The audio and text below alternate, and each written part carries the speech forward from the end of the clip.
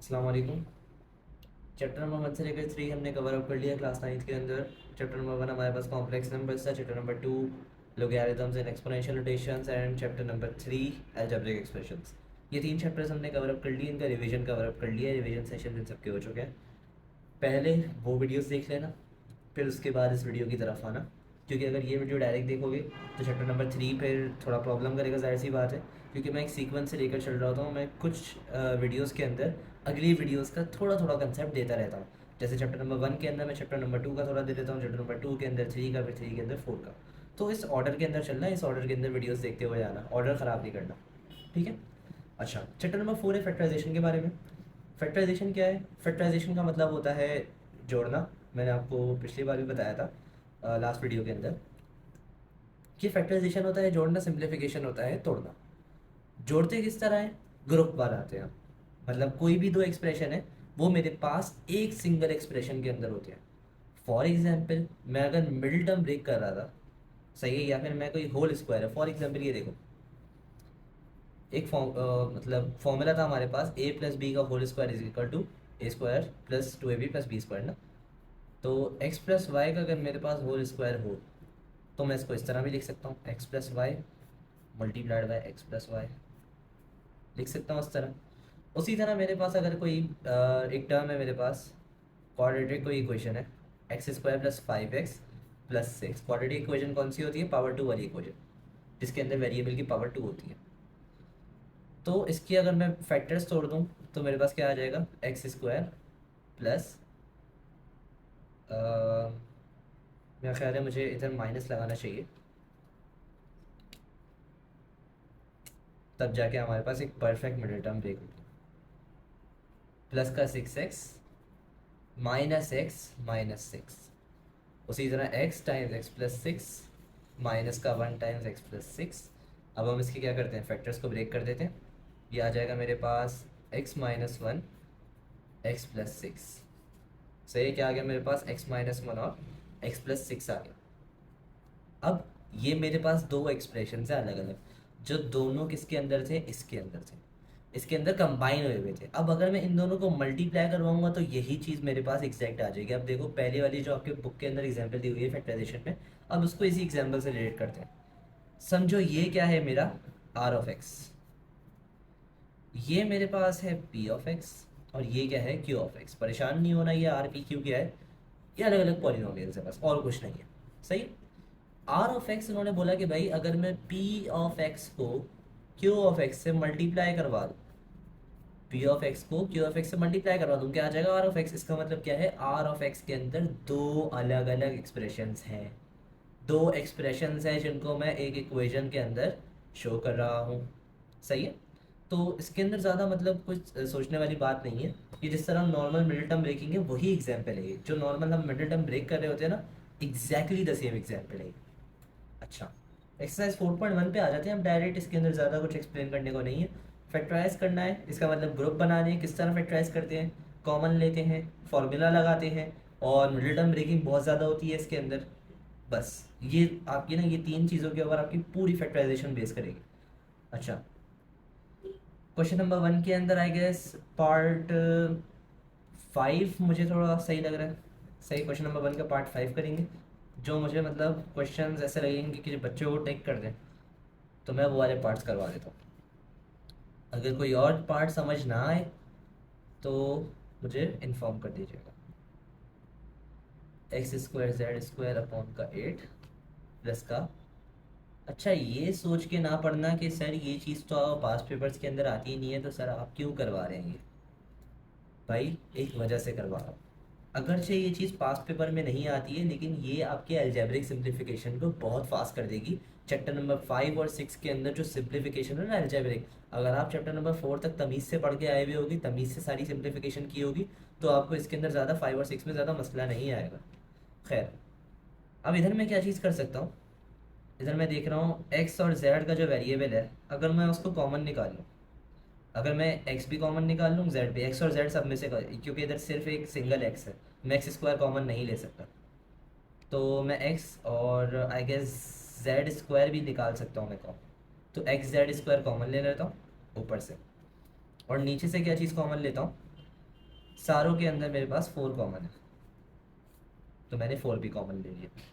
इधर क्या बचा, 1/4, 4 4 16 होता है क्योंकि, minus x/2 plus z/3।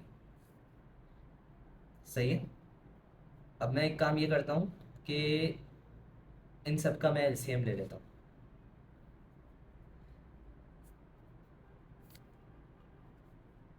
LCM इनका क्या आएगा मेरे पास, आई गेस 12 आएगा इसका एलसीएम। इसका एलसीएम अगर आप लेंगे वही नॉर्मल हमारे पास जो तरीका होता है ये वाला, इससे आप इसका एलसीएम निकाल सकते हैं। या फिर मोस्ट कॉमन टर्म आप देख लें कि इसके अंदर कौन सी टर्म इन सब के अंदर कॉमन आ रही है। 1/12, ऊपर क्या आ जाएगा, 3 से मल्टीप्लाई करवा दूंगा, 4 3 ज़ा 12 होता है, माइनस का 6 2 ज़ा 12 होता है, 2 6 ज़ा 12 होता है, ऊपर 6 से मल्टीप्लाई करवा दूंगा और नीचे भी 12 आ जाएगा। प्लस का z को मैंने क्या किया, 4 से मल्टीप्लाई करवा दिया और नीचे भी क्या आ गया, 12 आ गया, क्योंकि जिस चीज़ से नीचे मल्टीप्लाई करवाऊंगा उस चीज़ से ऊपर, 3 को 4 से करवाया मैंने। सही है। इस 2 को मैंने 6 से करवाया और 4 को मैंने 3 से करवाया। अच्छा, x(z²/4), 3 माइनस 6x प्लस का 4z/12। अब मैं इसको बाहर की तरफ ले आता हूँ, x(z²/48), 3 माइनस 6x प्लस का 4z/12। अब ये ज़्यादा मज़ीद सिंप्लीफाई हो नहीं रहा है, तो मैं अब एक काम करूँगा, इसको एज इट इज़ छोड़ दूँगा। सही है, क्योंकि इनको मज़ीद सिंप्लीफाई करने का अब और कोई रास्ता मुझे नज़र नहीं आ रहा है। मैं जितना इस पूरे एक्सप्रेशन को फैक्टराइज कर सकता था मैंने कर दिया है। आगे आ जाते हैं।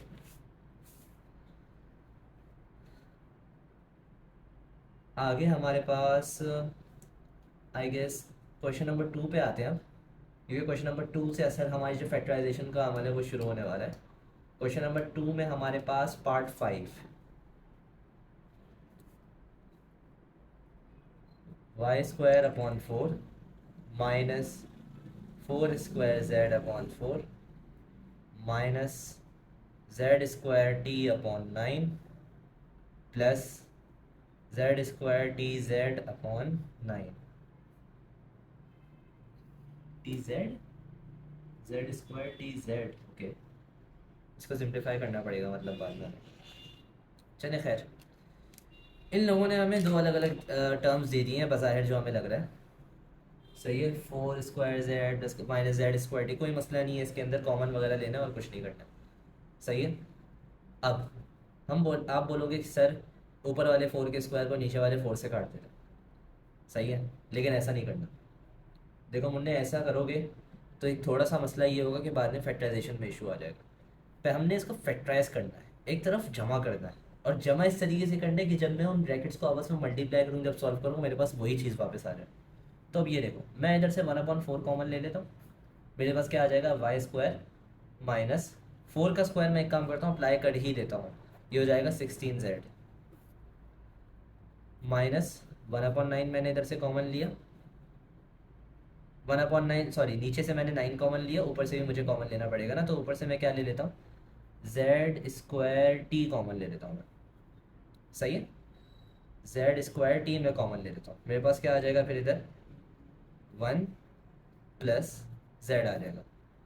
अब क्या ये ब्रैकेट्स आपस में मतलब मिलते हुए कहीं से कुछ ऐसा नज़र आ रहा है कि आपस में मिल रहे हैं, तो ऐसा मुझे कुछ नज़र नहीं आ रहा है, ऐसे कुछ आसान नज़र नहीं आ रहा है, तो मैं इसको एज इट इज़ ऐसे ही छोड़ दूंगा। क्वेश्चन नंबर 2 के पार्ट 5 के अंदर मेरा ज़्यादा ख्याल है थोड़ी बहुत प्रिंटिंग की आई गेस मिस्टेक होगी, क्योंकि अगर इन्होंने ऐसा कोई सवाल दिया तो वो फिर आखिर में होके जमा हो जाता। लेकिन खैर, हम इसका एक और पार्ट कर लेते हैं, पार्ट नंबर 6 कर लेते हैं। 10xy/11 प्लस का 5xz/11 minus 14yz/11 minus 7xy/11। सही है। अच्छा, अब एक काम करता हूँ, मैं सबसे पहले 1/11 को बाहर निकाल लेता हूँ, क्योंकि भाई ये बहुत ज़्यादा मुझे बुरा लग रहा है। 10xy plus 5xz minus 14yz -7xy। अब उन चीज़ों को एक तरफ जमा करो जिनमें से सबसे ज़्यादा चीज़ें कॉमन आ रही हैं। इसमें से 5 आ रहा है कॉमन और x भी आ रहा है, इसमें से 7 आ रहा है कॉमन और y भी आ रहा है। तो अब मैं क्या करूँगा, इनको भी मैं कॉमन ले लूँ। मैं इधर से 5x कॉमन लेता हूँ, मेरे पास क्या आता है इधर 2y प्लस का z। इधर से मैं -7 कॉमन लेता हूँ। -7 क्यों लिया, -7 -7 के साथ मैं और क्या चीज़ कॉमन ले लेता हूँ इधर, y कॉमन ले रहा था ना, हाँ। माइनस का क्यों लिया, क्योंकि मैंने इधर मैं कोशिश करूंगा कि मेरे पास अगला जो ब्रैकेट आए वो बिल्कुल इसके सिमिलर है, ताकि मैं उसको कंबाइन करके जिस तरह मिडिल टर्म तोड़ के उसको दो फैक्टर बना के लिखते थे ना, वही काम करें। -7y कॉमन ले लिया, मेरे पास क्या बचा इधर 2z प्लस का x। अब आप ये चीज़ देखें कि ये दो ब्रैकेट्स सिमिलर नहीं आ रहे हैं, इसका मतलब ये है मैं इनको मज़ीद आगे सॉल्व नहीं कर सकता। सही है, मज़ीद इनको जोड़ नहीं सकता, तो मैं इनको यहीं पर ही एज इट इज़ छोड़ दूंगा। अच्छा, को, कोई ज़बरदस्ती नहीं करना इन सवालात के साथ। अगर तुम्हारे पास अलग अलग आ रहे हैं तुम एक करके लिख दो, ये काम नहीं करना प्लीज़। सही है, कोई तुम्हें मजबूर नहीं कर रहा, बोर्ड वाला तुम्हारे सामने गन लेकर नहीं खड़ा हुआ कि भाई तुमने करना है कुछ भी करके, ये ऐसा नहीं है। क्वेश्चन नंबर 3 का part 1, 4a² plus 12ab plus 9b²। अब इसको किस तरह करना है, आसान है भाई, कोई इशू की बात नहीं है इसके अंदर। मैं एक काम करता हूँ, इसका मैं होल स्क्वायर के अंदर ले आता हूँ। मैं बोलता हूँ 4a² है ना, ये 2a का होल स्क्वायर भी बोल सकता हूँ मैं, क्योंकि a का स्क्वायर और 2 का स्क्वायर तो 4 होता ही है। प्लस का ये 12a भी है, थोड़ी देर के लिए इसको ऐसे ही रहने देता हूँ और इसको 3b का होल स्क्वायर बना देता हूँ। a² plus 2ab plus b² बन रहा है, लेकिन उसके लिए मुझे कुछ चीज़ें ना एक तरफ करनी है। देखो 2a का होल स्क्वायर, अब मुझे पता लग गया है कि भाई ये इधर 2a भी आना है। सही है, 2a भी आना है प्लस का 3b का होल स्क्वायर। तो इधर मेरे पास a क्या है 2a, b क्या है, आखिरी पार्ट क्या है फॉर्मूले का 3b। क्या ये चीज़ वही चीज़ बन रही है, 2 2 4 4 3 12 और a और b a b। सही है, मतलब अब मैं इसको सॉल्व कर सकता हूँ। अगर नहीं बन रहा हो छोड़ देना। सही है, नहीं बन रहा हो इसी हालत में छोड़ देना उसको। तो ये क्या बन जाएगा मेरे पास a प्लस बी का whole square, a plus b का होल स्क्वायर बराबर है a² plus 2ab plus b² के। तो ये हो जाएगा 2a प्लस 3b का होल स्क्वायर। यहाँ तक तो कोई मसला नहीं होगा, ये तो मतलब एक तरह से बच्चों वाले बेसिक तरीन क्वेश्चन है। इसका भी पार्ट 5 देखते हैं एक, इसका भी पार्ट 5 देखेंगे भाई। पार्ट 5 पता नहीं मुझे अच्छे क्यों लग रहे हैं, हो सकता है इन्होंने सारे मज़े के सवाल जो है पार्ट 5 और पार्ट 6 में डाले हुए हैं। तो अगर तुम लोगों को कोई अच्छा सवाल लगे तो बताना मुझे, मैं उसकी शॉर्ट्स अपलोड कर दूंगा।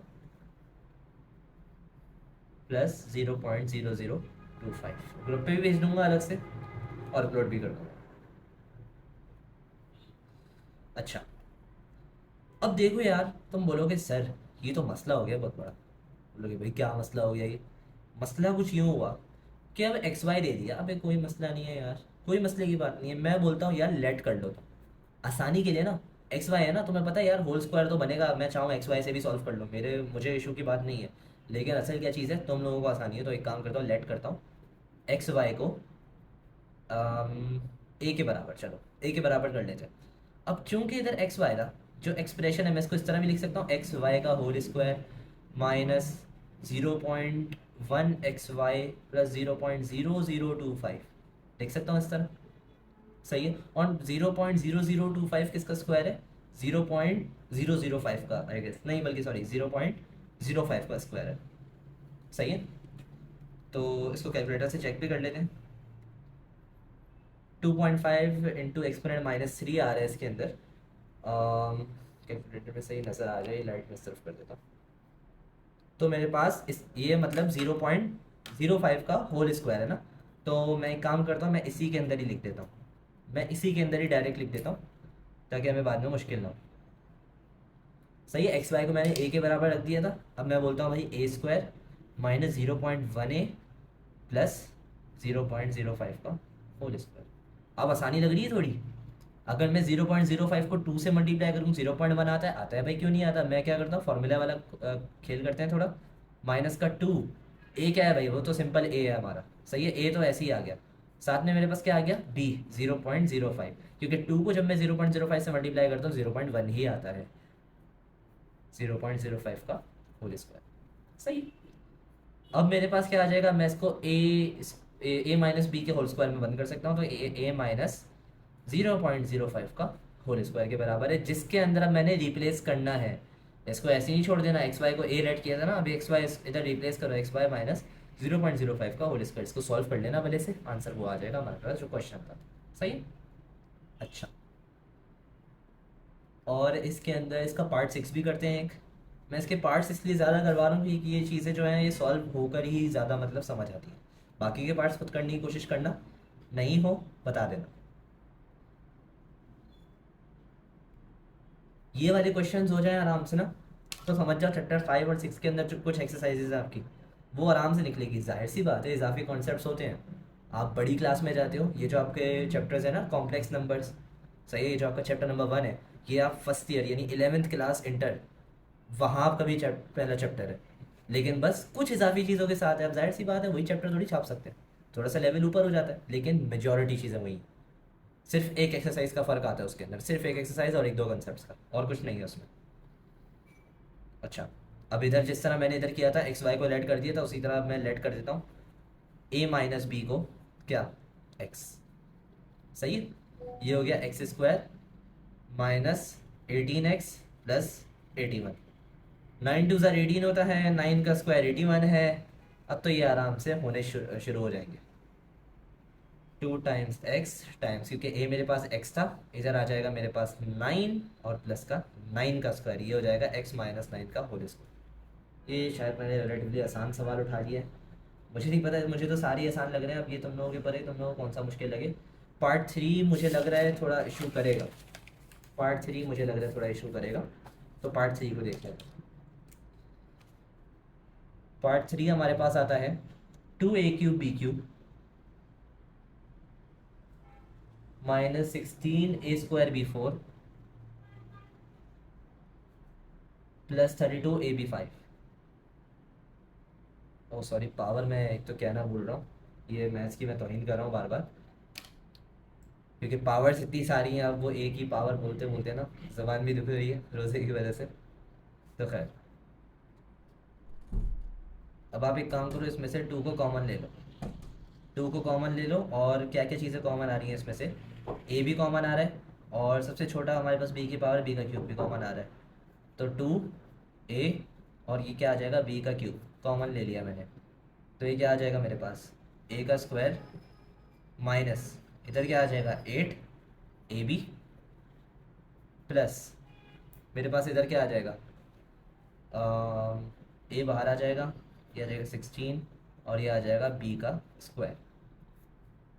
सही है, इधर भी फॉर्मूला आप आराम से लगा सकते हो आप।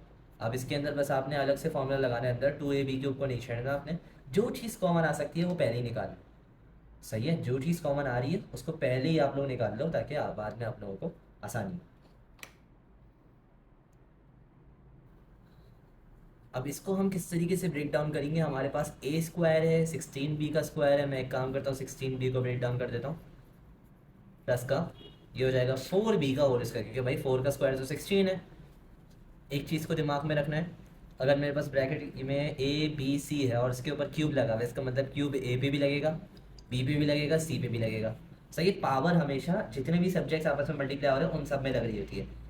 ये गलती नहीं करना, ये तो सही है, ये गलती नहीं करना कि अगर ए प्लस बी प्लस सी के ऊपर होल स्क्वायर देखो तो भाई तुम ए स्क्वायर बी स्क्वायर सी स्क्वायर कर दो। ये नहीं करना, इसका पूरा फॉर्मूला है, फॉर्मूला लगेगा इसके अंदर। ये गड़बड़ों से बच के रहना, मल्टीप्लाई डिवाइड के अंदर केसेस अलग होते हैं, ऐड सब्ट्रैक्ट के अंदर केसेस अलग होते हैं।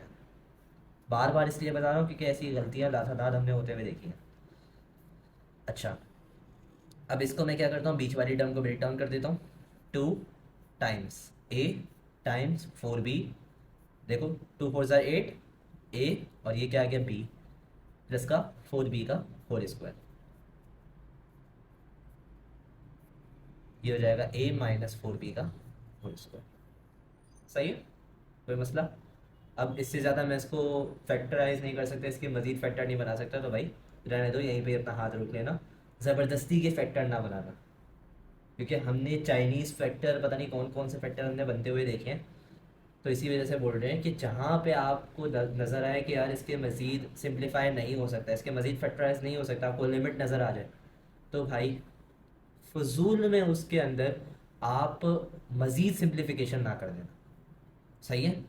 मतलब एक होती है आप सिंप्लीफाई करते हो अपने आंसर तक पहुंचने के लिए, आपका आंसर आ गया ये। अब बहुत सारे बच्चे क्या करेंगे, सर हम एक काम करते हैं, हम बोलते हैं स्क्वायर वाले फॉर्मूले को हम दोबारा खोलेंगे।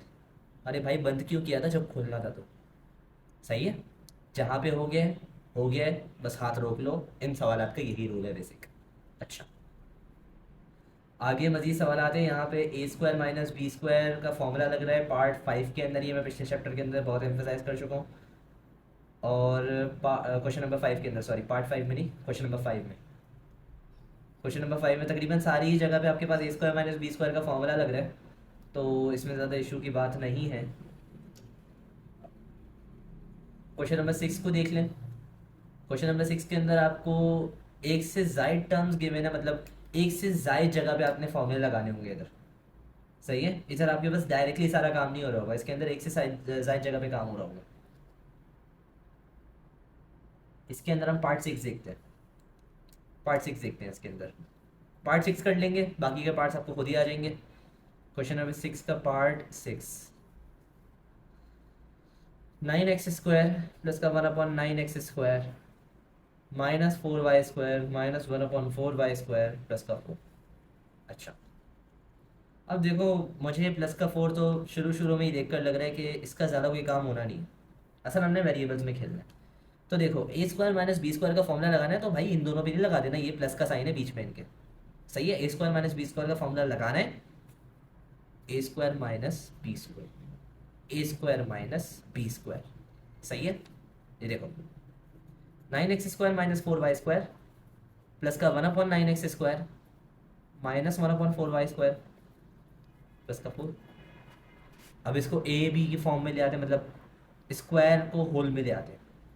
3x का होल स्क्वायर -2y का होल स्क्वायर प्लस का 1/3x का होल स्क्वायर, 1 का स्क्वायर लगा लो 1 ही होता है भाई, -1/2y का होल स्क्वायर प्लस का 4।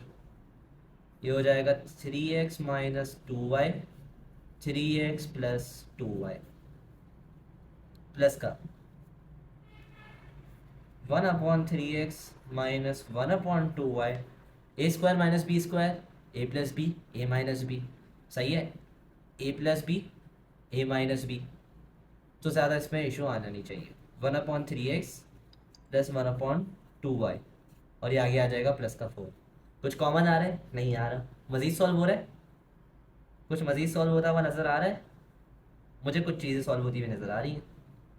इस जगह को गौर से देखो। अगर मैं इसको मज़ीद थोड़ा सा सिंप्लीफाई कर दूँ और इसको भी थोड़ा सिंप्लीफाई कर दूँ माइनस कॉमन लेकर, तो मैं इसको थोड़ा सा और आगे की तरफ लेकर जा सकता हूँ, थोड़ा सा और इसको कर सकता हूँ मैं सॉल्व। कोशिश करते हैं, शायद हो जाए। क्योंकि फैक्टराइजेशन के सवाल जो हैं वो बिल्कुल इसी तरीके कार से होते हैं, आपको पता नहीं होता कि आप जा किस तरफ रहे हो, बस आप जा रहे होते हो। क्रॉस मल्टीप्लाई कर देते हैं भाई, एलसीएम वाला तरीका आप लगा लेना। 2y - 3x upon 3 × 2 = 6, 6xy। क्योंकि जब दोनों ही डिनोमिनेटर्स पूरे ही मुख्तलिफ है ना, तो ज़रूरत क्या पड़ती है भाई, दोनों को आपस में मल्टीप्लाई करवाओ और इन दोनों की जो कमी है ना उनको पूरा कर लो। Into 2y + 3x upon 6xy, इधर भी आ जाएगा प्लस का 4। अच्छा, अब और क्या काम हो सकता है इसके अंदर? एक और काम ये हो सकता है, मैं इधर से माइनस कॉमन लेता हूँ पहले। कुछ तो होता हुआ नज़र आ रहा होगा तुम लोगों को, कुछ तो नज़र आ रहा होगा। अगर मैं इधर प्लस हटा के माइनस कॉमन ले लूँ, यानी इसमें से माइनस कॉमन ले लूँ, या फिर माइनस एक तरह से मल्टीप्लाई करवा दूँ। सही है। -1 टाइम्स -1 क्या होता है? +1। दो बार माइनस से मल्टीप्लाई करवा रहा हूँ एक तरह से, तुम ये कह सकते हो। मैं अंदर भी माइनस से मल्टीप्लाई करवा रहा हूँ और बाहर भी। बाहर करवाया माइनस आ गया, ये हो जाएगा 3x - 2y, 3x प्लस हो गया और ये 2y माइनस का हो गया अपॉन 6xy।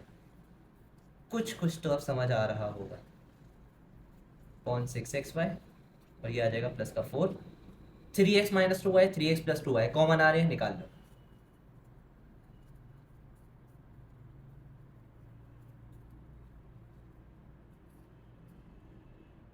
वन क्योंकि इधर क्या है, इधर जब मैं पूरी चीज़ कॉमन निकालूंगा बचेगा क्या, 1 ही बचेगा भाई। माइनस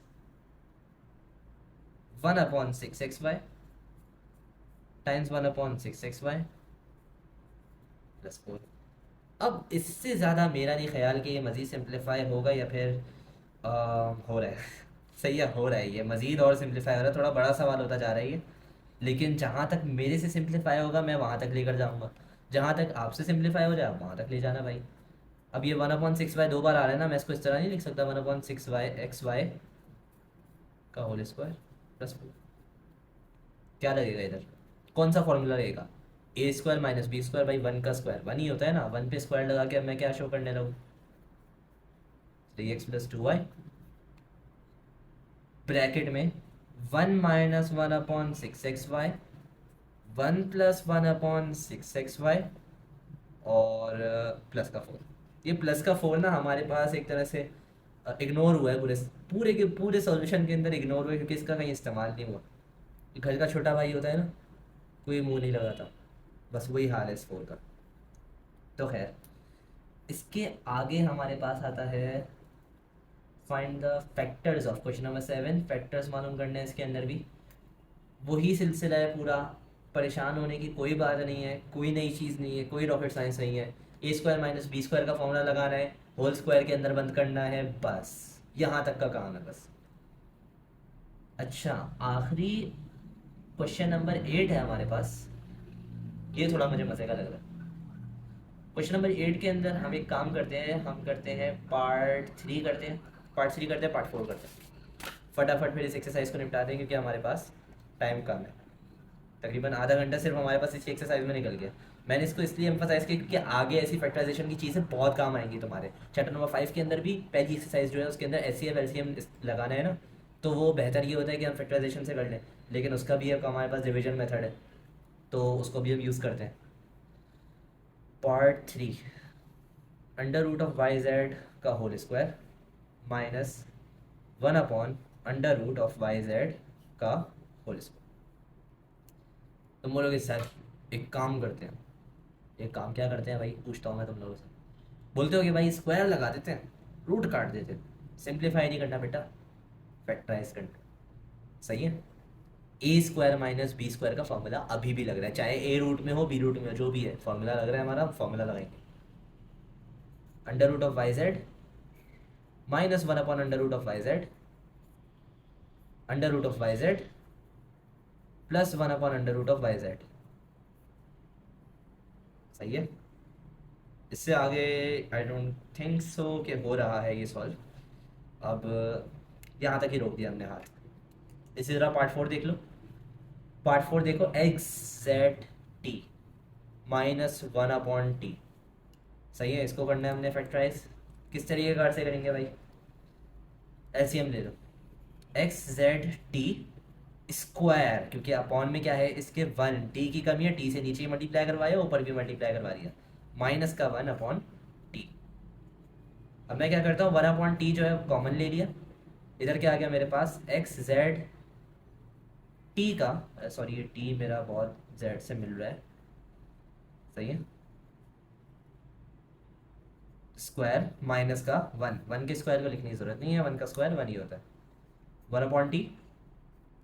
और इसको अगर मैं एक स्क्वायर में बंद करना चाह रहा हूँ तो मैं क्या करूँगा, √(XZ) और रूट के बाहर T का स्क्वायर -1।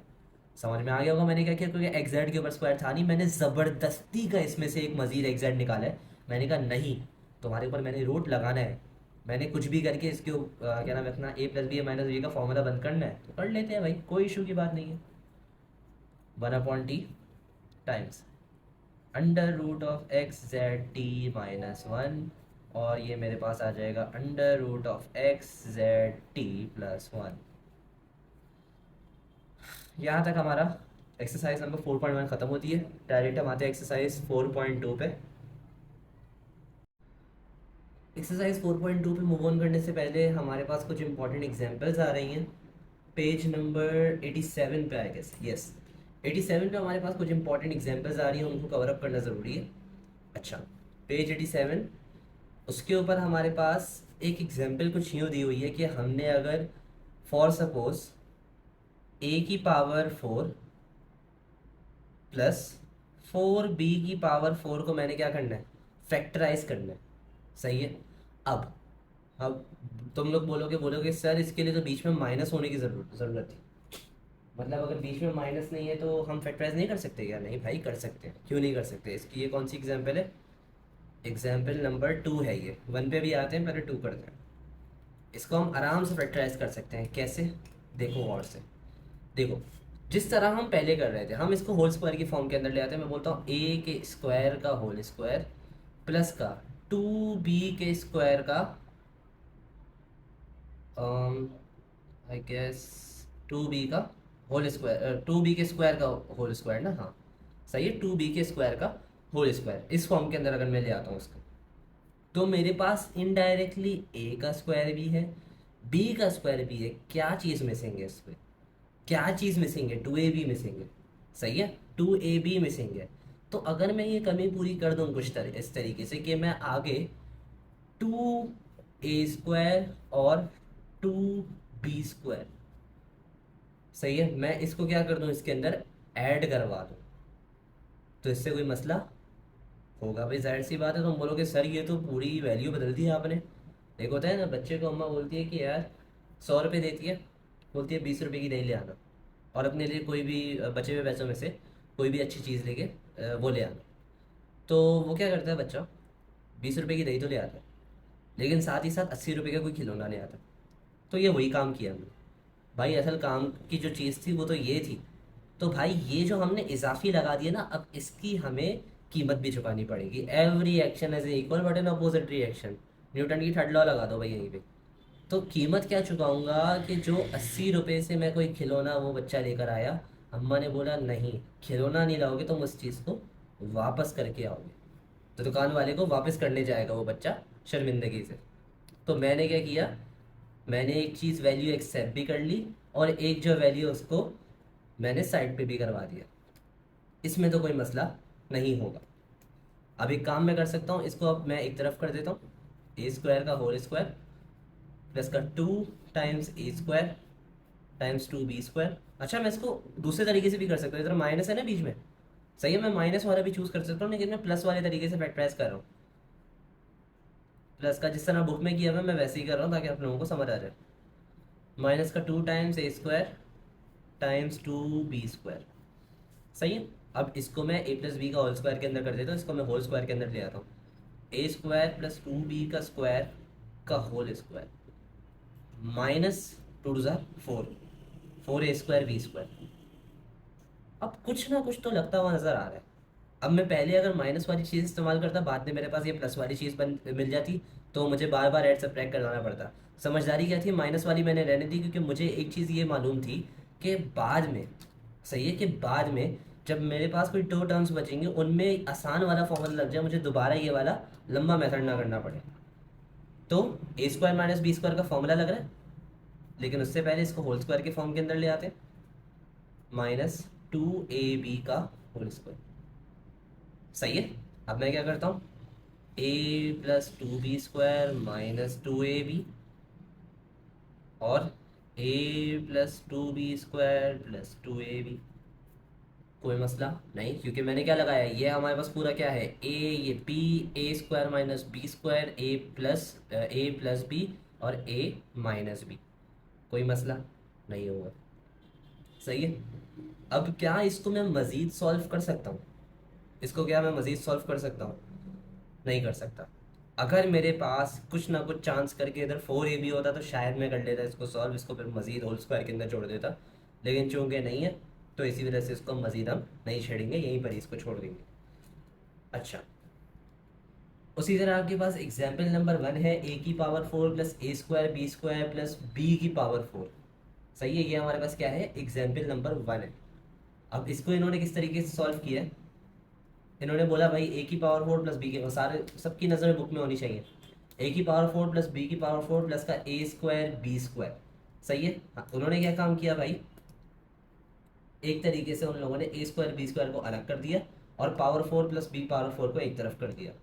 सही है। उसके बाद उन्होंने क्या काम किया, उन्होंने 2a² b² को ब्रैकेट के अंदर ऐड करवा दिया और 2a² को ब्रैकेट के बाहर मतलब सब्ट्रैक्ट करवा दिया, या फिर -2a² को ऐड करवा दिया, जैसे आप कहना चाहो। सही है। फिर उसी के बाद उन्होंने वही अपना होल स्क्वायर का फॉर्मूला लगा दिया, फिर a² - b² जिस तरीके से हमने इसको सॉल्व किया वैसे ही किया। तो उसमें मेरा नहीं ख्याल ज़्यादा कोई फिक्र करने की बात है। जब हमने ये वाला कर लिया तो वो वाला भी आराम से हो जाएगा।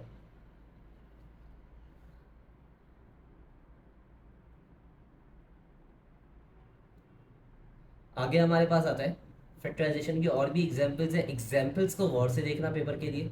सही है। एग्जांपल्स तो आपके पास सॉल्व है तो मैं इनके ऊपर ज़्यादा ध्यान दूंगा नहीं। आगे आ जाते हैं सर। एक्सरसाइज 4.2। एक्सरसाइज 4.2 का हर क्वेश्चन का एक एक पार्ट करते हुए चलते हैं। शादी में जाते हो तो हर खाने सारे खाने जाहिर सी बात है नहीं खा सकते, पेट भर जाता है। तो अब क्या करते हो, थोड़ा थोड़ा खाना सकते हो, थोड़ा सा कौरमा, थोड़ी सी बिरयानी। तो हम इधर भी यही काम करेंगे। इधर भी थोड़ा सा कौरमा चलेगा, थोड़ी सी बिरयानी चलेगी। 4.2 का क्वेश्चन नंबर 1। क्वेश्चन नंबर 1 में जो मुझे पार्ट मज़े का लग रहा है वो है पार्ट 3। थोड़ा बेहतर लग रहा है मुझे part 3। a⁴ plus a⁴ x⁴ plus x⁴ कोई मसला नहीं होना चाहिए इसमें। तो हमने इतने सवाल कर लिए हैं। अब इसके अंदर अगर मेरे पास इधर बीच में 2 नहीं है ना, तो अब हमने इतनी चीज़ें सीख ली हैं कि अब हमें बीच के 2 की ज़रूरत भी नहीं है। हम अपनी मर्ज़ी से हम चाहें तो कर सकते हैं इसको सॉल्व। देखो जैसे a⁴ plus a⁴ x⁴ plus x⁴ इस तरीके से है। मैं एक काम करता हूँ, a⁴ x⁴ ऐड भी करवा देता हूँ और a⁴ x⁴ सब्ट्रैक्ट भी करवा देता हूँ। मेरे पास क्या आ जाएगा, a⁴ को मैं किससे क्या लिख सकता हूँ, a⁴ का होल स्क्वायर प्लस का ये हो जाएगा 2 a⁴ x⁴ प्लस का x⁴ का whole square minus a⁴ x⁴ minus इसलिए छोड़ा ताकि मैं a² - b² बाद में लगा लूँ। अब ये मेरे पास बन जाएगा, मैं होल स्क्वायर का फॉर्मूला लगा देता हूँ, a⁴ प्लस x⁴ का whole square minus a² x² का होल स्क्वायर। सही है। फॉर्मूला लगा दो, a⁴ plus x⁴ minus a² x² और फिर आगे आता है a⁴ plus x⁴ plus a² x²। सही है। और कुछ मज़ीद ब्रेक डाउन हो रहा है इसके अंदर, नहीं हो रहा, तो अब इसको ऐसे ही एज इट इज़ हम छोड़ देते हैं। आगे आ जाते हैं।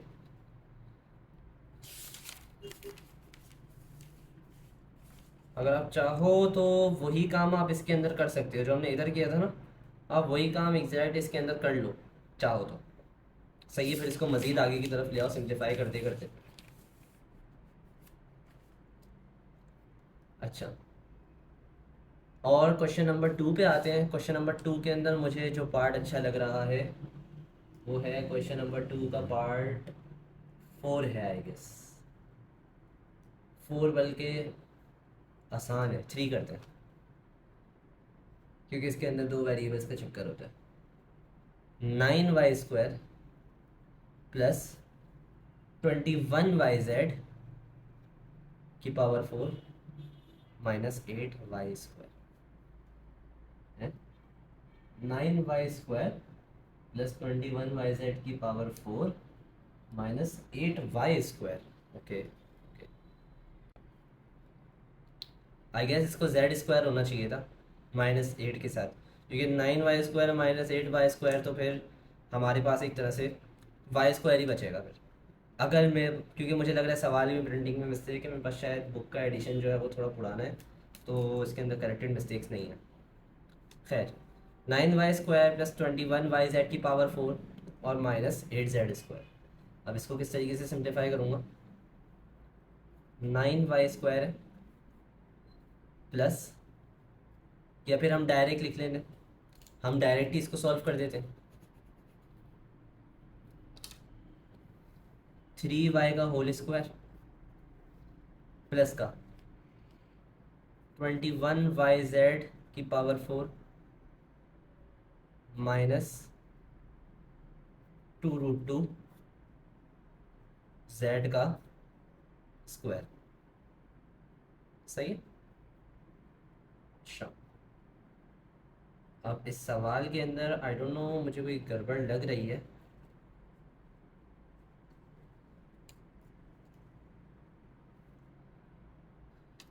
आई गेस इसके पार्ट 3 में कोई ना कोई मिस्टेक है, या फिर क्या सिलसिला है, ये मज़ीद फैक्टराइज नहीं हो रहा है। सही है, ये जो है ये मेरे से फैक्टराइज नहीं हो रहा है। इसके अंदर पता नहीं कोई मिस्टेक है क्वेश्चन में, या क्या सिलसिला है। अच्छा, इसके पार्ट 3 के अंदर हमारे पास आता है। इसके पार्ट 3 के अंदर हमने क्या करना है भाई, 9y² + 21y(z⁴ -8y²। सही है, 9y² में से 8y² माइनस करवा दो, क्या बचा y² प्लस का 21y(z⁴), क्योंकि हो सकता है क्वेश्चन में कोई प्रिंटिंग मिस्टेक हो जाए, जो भी हो, लेकिन जो उन्होंने क्वेश्चन दिया हम वही सॉल्व कर लेते हैं। ज़्यादा परेशान होने की ज़रूरत नहीं है इसमें। जो चीज़ कॉमन आ रही है कॉमन ले लो। y कॉमन ले लिया, क्या बचा मेरे पास, मेरे पास बच रहा है y प्लस 21z⁴। इससे ज़्यादा मेरे पास आगे ये सॉल्व हो नहीं रहा है, क्योंकि मैंने इसको थोड़ा क्वेश्चन चेंज करके करने की कोशिश की थी कि शायद इन्होंने क्वेश्चन में कोई मिस्टेक की हो, लेकिन मेरा नहीं ख्याल। अब जैसा उन्होंने क्वेश्चन दिया हुआ है वैसे ही हम करते हैं, आगे बढ़ते हैं क्वेश्चन को। कि इसमें से जो जो चीज़ें मेरे पास कॉमन आ रही है मैं उनको कॉमन ले लेता हूँ अपने पास। तो इस वाले सवाल के अंदर सबसे पहली चीज़ जो मेरी कॉमन आ रही है वो क्या आ रही है इस सब में, इस सब में मेरे पास 3 कॉमन आ रहा है। सही है, इसमें मेरे पास क्या चीज़ कॉमन आ रही है, 3 कॉमन आ रहा है।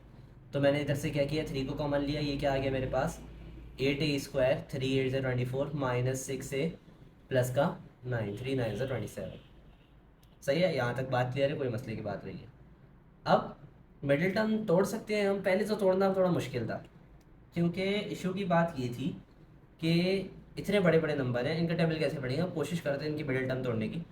ऐड सब्ट्रैक्ट हो गए -6 आए, लेकिन मल्टीप्लाई हो गए क्या चीज़ आ जाए, 8 × 9 क्या होता है, 72 होता है। सही है, तो हम एक काम करेंगे, मल्टीप्लाई होकर उस चीज़ को क्या आना है भाई, 72 आना है। तो अब ध्यान में रखते हुए इसकी हम मिडिल टर्म तोड़ेंगे। मिडिल टर्म को हम 12 और 6 के अंदर तोड़ सकते हैं आई गेस। 12 और 6 के अंदर हम इसकी मिडिल टर्म को ब्रेक डाउन कर सकते हैं। 12 6 = 72। सही है, 12 में से 6 निकालो तो 6 आता है, और 12 6 = 72 होता है। 8a² -12a प्लस का 6a प्लस का 9। सही है, अब क्या करना है भाई, जो चीज़ें मज़ीद कॉमन आ रही हैं उनको मज़ीद कॉमन निकाल लो। ये हो जाएगा मेरे पास, इसमें से 4a कॉमन आ रहा है, 4a कॉमन आया, इधर क्या बचा, 4a निकाल लिया, 4 2 ज़ार 8, 4 2 ज़ार 8, और मेरे पास मैंने a भी कॉमन निकाल लिया। तो क्या बचा मेरे पास, a -4 3 ज़ार 12, और a तो निकाल लिया था तो 2a -3 बचा, प्लस का इधर से मैं 3 कॉमन ले सकता हूँ, तो ये जाएगा 3 2 ज़ार 6, 2a प्लस का 3। सही है, अच्छा।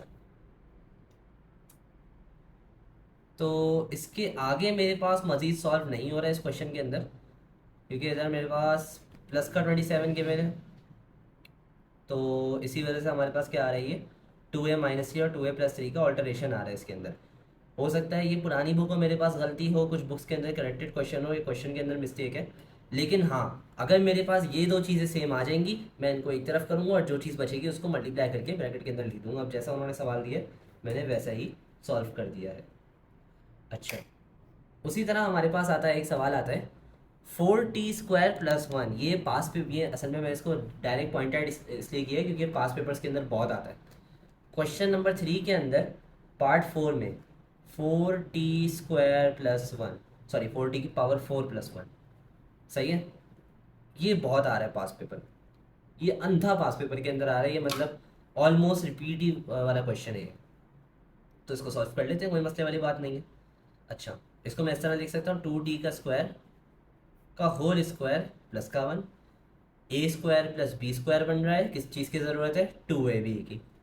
निकाल लेते हैं भाई, मसला क्या है, 2z² का होल स्क्वायर प्लस का 1 प्लस का 2ab चाहिए ना, a क्या है 2z², b क्या है 1, माइनस भी करवा दिया और प्लस भी करवा दिया। सॉल्व किससे करेंगे, प्लस वाले से, ताकि आगे मेरे पास क्या बच जाए, माइनस वाले, जिससे मैं a² - b² का फॉर्मूला लगा रहा हूँ।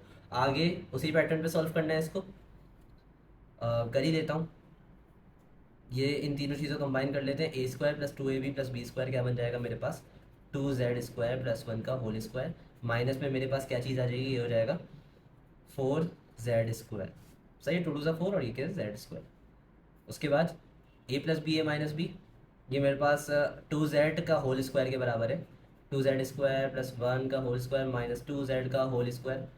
सही है। फिर उसके बाद a plus b a minus b किसके बराबर होता है, a square minus b square के। 2z² plus 1 minus 2z, 2z² plus 1 plus 2z। सही है, बहुत आसान था ये तो, ये बहुत आसानी से ही सॉल्व हो गया हमारे पास। अच्छा, इसके आगे भी कुछ सवाल आते हैं, वो भी देख लेते हैं। 4.2 का क्वेश्चन नंबर 5 मुझे थोड़ा बेहतर लग रहा है। क्वेश्चन नंबर 5 के अंदर क्या सिलसिला है, क्वेश्चन नंबर 4 के अंदर आपको डबल वेरिएबल गिवन है, ए बी पार्ट 2 के अंदर है और एक्स वाई जेड पार्ट 4 के अंदर है। तो आप एक काम करो ना, इनको लेट करके कर लेना, जिस तरह मैंने लास्ट टाइम करवाया था आप सबको।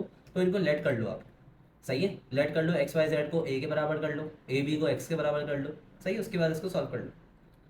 अच्छा, क्वेश्चन नंबर 5 करते हैं।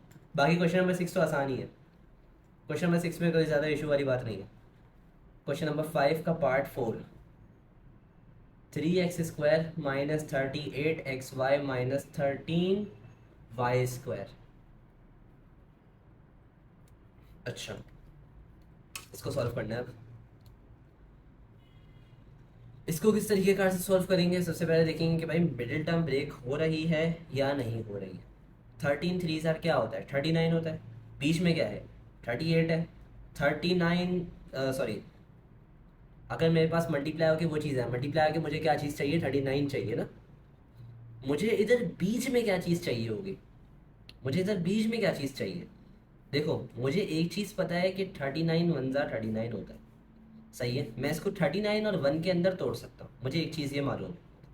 सही है, या फिर अगर मैं इसको 39 और 1 के अंदर तोड़ना ही चाहता हूँ, तो मैं इसको किस तरीके से ब्रेक डाउन करूँगा। ये हो जाएगा 39 माइनस का 39 माइनस का एक्स वाई। सही है, माइनस का 39 प्लस का एक्स वाई हो जाएगा, सॉरी, माइनस का 39 प्लस का एक्स वाई, माइनस का 39 एक्स वाई प्लस का एक्स वाई माइनस 13y²। इस तरीके का से हमने इसको ब्रेक डाउन कर दिया।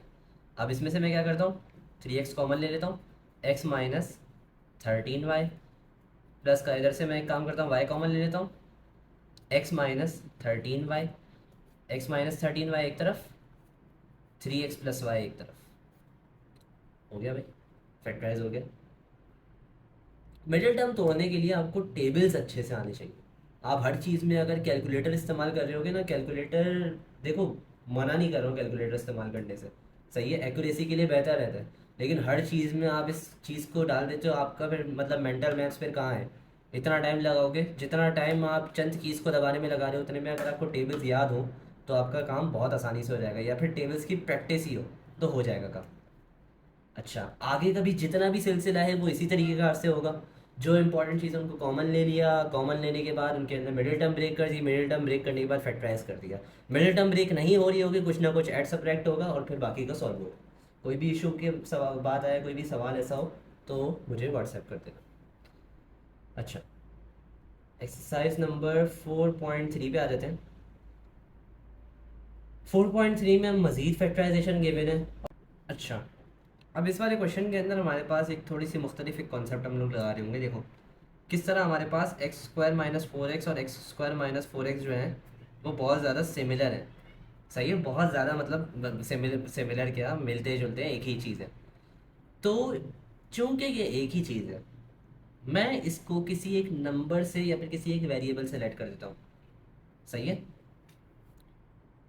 मैं एक काम करता हूँ, ये दोनों सेम चीज़ों को किसी एक वेरिएबल से लेट कर देता हूँ। मैं बोलता हूँ यार, जिस तरह आपके बुक के अंदर इस्तेमाल हुआ है, टी इस्तेमाल हुआ है, तो मैं भी टी इस्तेमाल कर देता हूँ। मैं बोलता हूँ t-5 और t-12 माइनस 144। समझे बात को, सही है। t-5 इंटू t-12 किसके बराबर, सॉरी, माइनस 144। सही है, ये हमारे पास अपना हमारा भी सवाल बन रहा है। अच्छा, बोलोगे सर अब इसके बाद क्या करेंगे, इसके बाद किस तरीके से इसको सिंप्लीफाई करना है। अगर मैं इसके अंदर इसको मैं एक्सपेंड करवा दूँ, फॉर सपोज इसको मैं एक्सपेंड करवा दूँ, मैं बोलता हूँ t² minus 12t minus 5t plus का 6t माइनस 144। सही है, मैंने इसको क्या किया, एक्सपेंड करवा दिया। मैंने सिर्फ और सिर्फ क्या किया है, ब्रैकेट्स को आपस में मल्टीप्लाई करवा दिया। क्या किया है, ब्रैकेट्स को आपस में मल्टीप्लाई करवा दिया। तो मेरे पास क्या आएगा भाई, ये सारा एक एक्सप्रेशन आ रहा होगा। अब जो चीज़ें ऐड हो रही हैं उनको ऐड कर दो, जो चीज़ सब्ट्रैक्ट हो रही है उसको सब्ट्रैक्ट कर दो। टी स्क्वायर माइनस का 17t प्लस का 60 माइनस 144। सही है। अब मेरे पास क्या है भाई, 60 माइनस 144 क्या आता है मेरे पास, t square minus 17t plus का, sorry sorry sorry sorry, minus का 84 आ जाएगा ये। सही है। अब मैं क्या करता हूँ भाई, इसको रिप्लेस कर देता हूँ टी को। ज़्यादा से ज़्यादा मैं क्या कर सकता हूँ, इसको टी को रिप्लेस कर सकता हूँ। तो एक को इसको रिप्लेस कर देते हैं टी को, या फिर एक काम और ये कर सकते हैं कि हम टी की मिडिल टर्म को दोबारा तोड़ दें। सही है, टी की मिडिल टर्म को अब हम दोबारा तोड़ दें। 21 को अगर मैं 4 से मल्टीप्लाई करवाऊँ तो 84 आता है, और 21 में से 4 निकालूँ तो 17 आता है।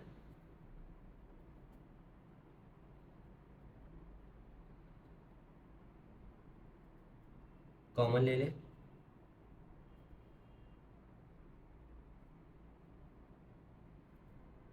क्या बचा, टी प्लस 4 बचा और टी माइनस 21 बचा। सही है, इसको मैंने अब सिंप्लीफाई कर दिया। अब मैं इसकी जगह x square minus 4x put कर देता हूँ। X square minus 4x plus 4 और x square minus 4x minus 21। अब मैंने इसको इस तरीके से सिंप्लीफाई करना है। इन जो सवालात हैं, बाकी के सवालात भी इसी तरह पे होंगे, मैं एक दो और करवाऊंगा इसके। सही है, फिर अगले सवाल पे जाऊंगा। बाकी के सवालात भी इसी स्टाइल से होंगे। मतलब आपने क्या करना है, इसको किसी ना किसी तरह इसमें इंक्लूड करवाना है। जितने भी सवाल आते हैं बाकी के, उनके अंदर आपको शुरू की जो चीज़ें, for example question number 5, question number 1 का पार्ट 5 है, उसके अंदर x square plus 9x similar है, तो उसको आप टी के बराबर ले लोगे। उसी तरह मेरे पास क्वेश्चन नंबर 1 का पार्ट 6 है, उसके अंदर एक्स स्क्वायर माइनस 5x दो ब्रैकेट्स के अंदर सिमिलर है, मैं उसको टी के बराबर ले लूँगा। सही है, इसी तरह हम पार्ट 6 भी करते हैं, इसी तरह एक पार्ट 6 भी करते हैं इसका। या फिर हाँ, बल्कि सही है, 1 का पार्ट 6 करते हैं।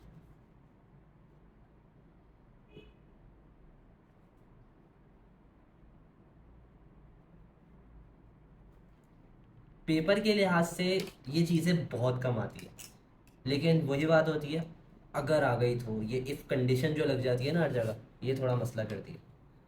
तो आ जाओ, अगर आ गया तो मसले की बात नहीं है, आप लोगों की तैयारी होगी। एक्स स्क्वायर माइनस 5x को टी के बराबर ले लो, तो ये क्या हो जाएगा, T plus 4 T plus 6 minus 120, T square plus 60 plus 4t plus 24 minus 120, T square plus 10t minus 96। सही। अब मैंने इसकी दोबारा से मिडिल टर्म को ब्रेक करना है, तो किस तरीके से ब्रेक करूँगा इसको मैं अब,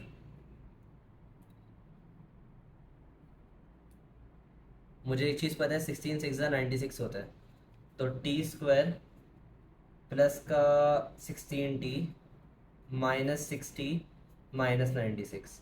टी कॉमन ले लिया, क्या बचा, टी प्लस 16, इधर माइनस का 6 कॉमन लिया, क्या बचा, टी प्लस 16।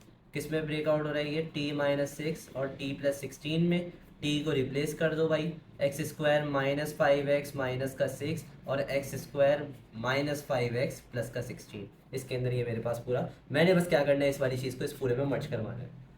अगला जो सवाल है वो भी नहायत ही आसान है, उसके अंदर आपने क्या करना है, दो ब्रैकेट्स को आपस में मल्टीप्लाई करना है, मर्ज करना है।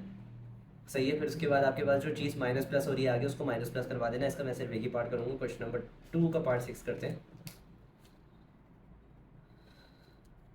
क्वेश्चन 2 का पार्ट 6 बोल रहा है x minus 2 x minus 3 x minus 4 x minus 5 minus 255। सही है, इसको मैंने सॉल्व करना है। कोई भी दो ब्रैकेट्स मैं चूज़ करता हूँ, उनको मैं एक्सपेंड कर लेता हूँ। अच्छा, मैं अगर इन दोनों को चूज़ करूँ, तो मैंने ये चीज़ देखनी है कि मेरे पास शुरू की जो दो टर्म्स है, देखो पहले तो एक्स स्क्वायर ही बनेगा, इतना अंदाज़ा है, लेकिन जो दूसरी चीज़ है वो किस में से मिल जाएगी। देखो 2 4 ज़ा 8 होता है, 2 5 ज़ा 10, 3 5 ज़ा 15, 3 4 ज़ा 12, 5 4 ज़ा 20, इस तरीके कार से हमारे पास कुछ चीज़ें बन रही होंगी, हम जिस तरीके से उसको मल्टीप्लाई करवाएंगे। खैर, लेकिन देखने की चीज़ क्या है कि अगर मैं ये दो ब्रैकेट चूज़ करता हूँ फॉर सपोज, और फिर ये दो ब्रैकेट चूज़ करता हूँ, तो इसमें क्या होता है, इसमें ये चीज़ होती है कि मेरे पास बीच के जो फैक्टर बनेंगे 2 और 3 ऐड करो क्या आता है, -5x बन जाएगा। ये हो जाएगा x² -5x प्लस का 6 कुछ बनेगा ये। और ये इधर मेरे पास क्या आ जाएगा, x²। 4 और 5 ऐड करो क्या बनेगा, माइनस माइनस हाँ 9x। सही है, तो ये चीज़ मेरे किसी काम की नहीं है। उसी तरह 2 और 4 ऐड करो 6 बनता है, 3 और 5 ऐड करो 8 बनता है। नहीं हो रहा भाई, इसमें भी कोई मतलब अच्छा होता हुआ नज़र नहीं आ रहा मुझे।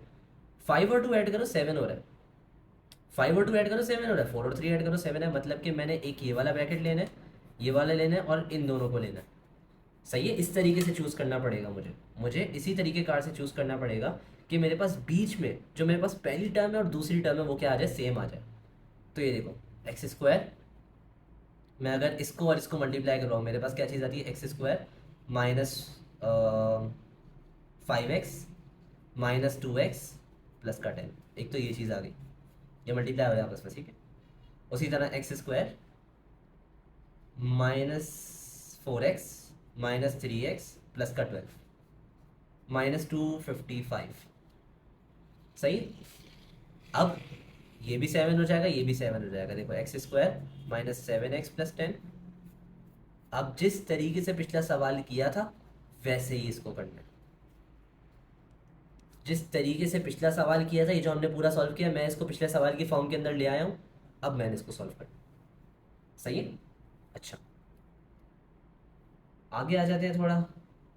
आगे भी पूरी यही कहानी है, लेकिन अब इन्होंने नंबर के बजाय क्वेश्चन नंबर 3 के आखिरी वाले पार्ट्स के अंदर बल्कि एक ही पार्ट के अंदर नंबर दिया हुआ है, बाकी सब जगह इन लोगों ने वेरिएबल ही दिया हुआ है।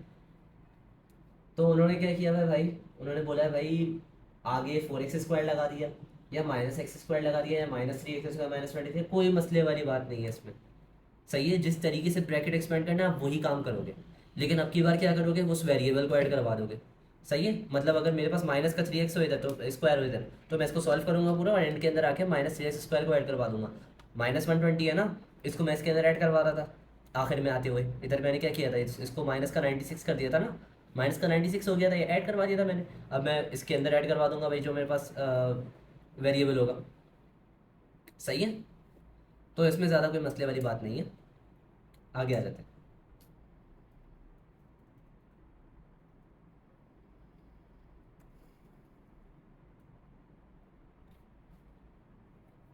अच्छा, एक्सरसाइज 4.4 करने वाले, स्टार्ट करने वाले।